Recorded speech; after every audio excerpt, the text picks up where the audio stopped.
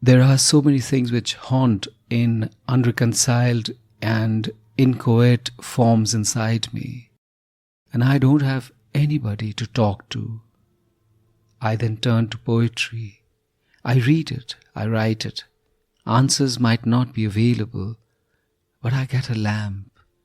I do get away. This is Sunil Bhandari, and you are listening to Uncut Poetry. Let me sit beside you quietly. Let me sit beside you quietly. I will not ask you to explain. I can see you coiled inside, and I will untangle you softly. I will draw the curtains in myself, so no light disturbs your grief, and I will sit beside you in the hush of your sorrow. No answers, no haste, only stillness and breath shared.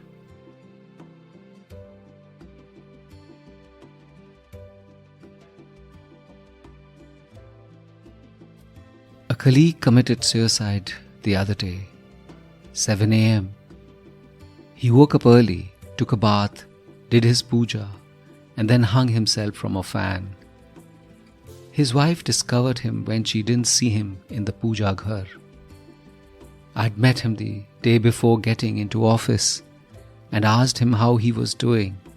He was cheerful. I asked him to drop by for a cup of coffee.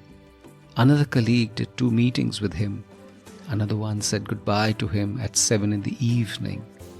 Just another ordinary day. Last year his wife had come to me with their son and talked of how there was something which had snapped inside him. He wanted to resign. There was immense pressure, and he had an unsympathetic and cruel boss who went unrelentingly after him. It was often ugly, and the pressure was getting to him, and he was doing frightened office talk even in his sleep. I and my HR colleague got him aligned with a good psychiatrist, and in a few months he was as near normal as possible. Till today.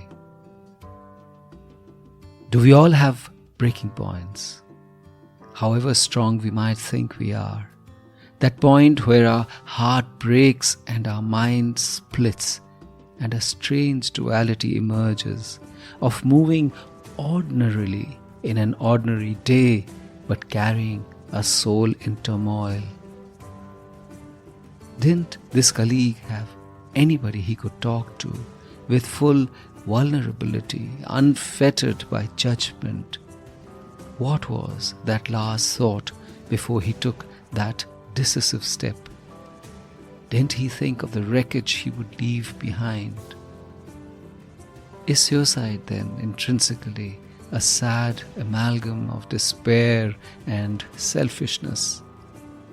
But more than anything, I'm angry at bosses who let go without constraint on hapless subordinates, without the sensitivity of the overwhelming effect their position has on those whose livelihood depends on them.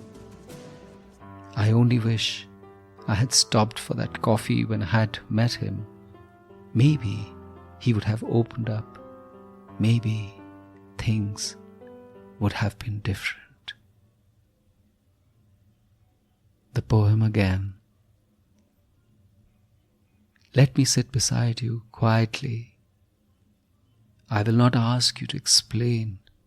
I can see you coiled inside, and I will untangle you softly.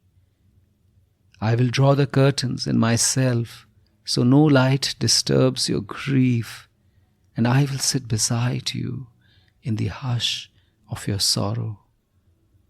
No answers, no haste, only stillness and breath shared.